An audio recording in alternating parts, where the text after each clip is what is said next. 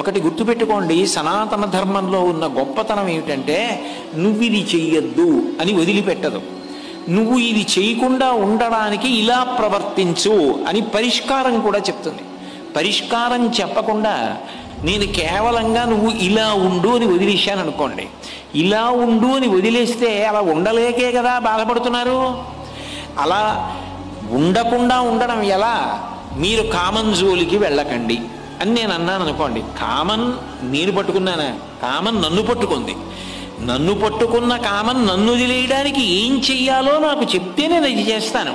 అంతేగాని కేవలము ఇది నీవు ప్రవర్తించకూడని విధానము అని చెప్పి వదిలేస్తే ఉపయోగం ఏముంటుంది?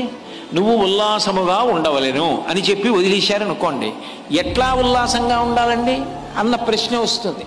దానికి శాస్త్రం ఇన్ని పరిష్కారాలు చెప్తుంది.